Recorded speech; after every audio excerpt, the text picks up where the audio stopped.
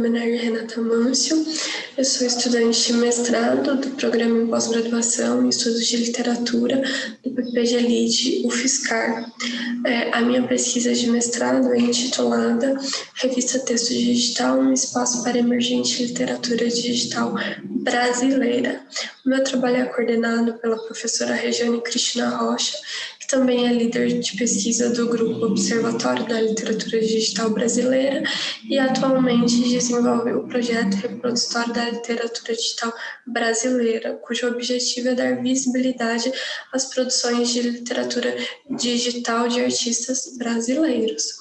Então, o trabalho que eu trago hoje se chama Um Fator Literário, a produção crítica da revista Texto Digital. Quando estamos falando de literatura digital, é muito importante trazer alguns esclarecimentos. Partindo da perspectiva de alguns trabalhos da pesquisadora Regiane Rocha, também da Carolina Gainza, eu gostaria de pontuar uma diferença entre literatura digital e literatura produzida no contexto digital.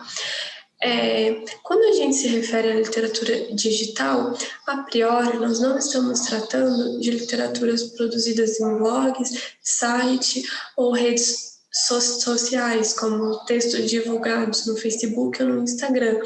A gente está pensando em uma produção literária que faz um uso em potencial das tecnologias, dos novos meios. Isso significa dizer poesia digital, produções multimodais, romances hipertextuais, são produções que aproveitam a potencialidade do meio e dificilmente poderiam ser totalmente compreendidas fora desse meio.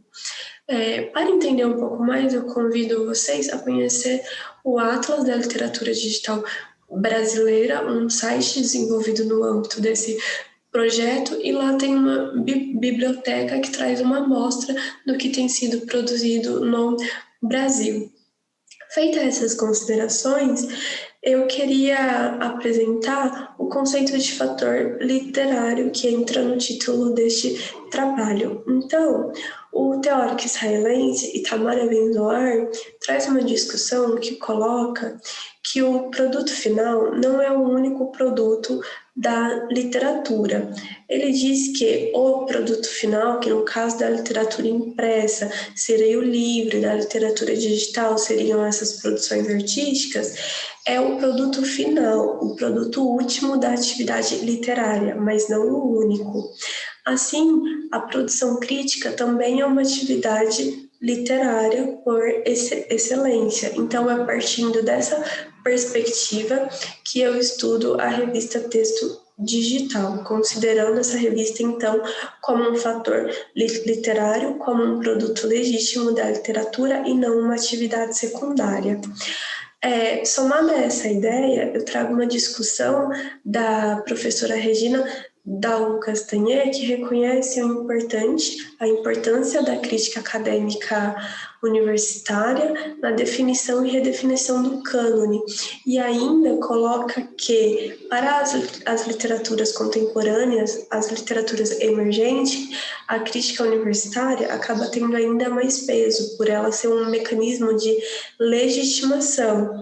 Então, tendo esse alicerce, eu propus uma análise da revista Texto Digital. A revista Texto Digital é um periódico acadêmico, institucional, vinculado a uma universidade pública, a UFSC, Universidade Federal de Santa Catarina, e mantida por um núcleo de pesquisa em informática, o NUPIO. E apesar dessa revista ter todas as características de ser legitimada como uma revista acadêmica, ela também publica criações digitais e entrevistas com criadores, o que cria ao mesmo tempo um contraponto para esse gênero acadêmico e coloca essa revista num lugar emblemático. Então, a Texto Digital é a única revista brasileira que surge e tem como foco discutir academicamente a literatura digital, as reverberações das novas mídias, seus efeitos, seus impactos, e cumpre com o papel não só na discussão crítica quanto na divulgação. Por isso, essa revista foi tomada como corpus de análise do mestrado. Para essa apresentação de hoje, eu trago um recorte no qual eu fiz uma análise da primeira edição dessa revista, publicada em 2004. Aqui é importante a gente pensar historicamente.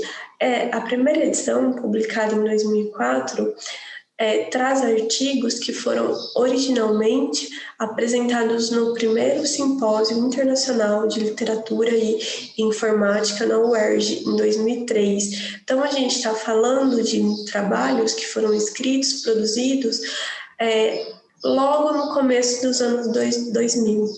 E esses dados têm uma força importante quando pensado em relação ao contexto tecnológico brasileiro, porque a virada dos anos 2000 marca um evento muito significativo no campo das novas mídias e da internet. A gente tem a virada, né, a mudança da Web 1.0 para a Web 2.0, o que significa dizer que a gente passa a ter interfaces mais amigáveis e que a internet deixa a academia e as grandes empresas e passa a ser parte do cotidiano de muitos consumidores comuns, de muitos usuários, e passa a ser parte cada vez mais da vida de artistas e se consolidar como um espaço de produção e criação literária.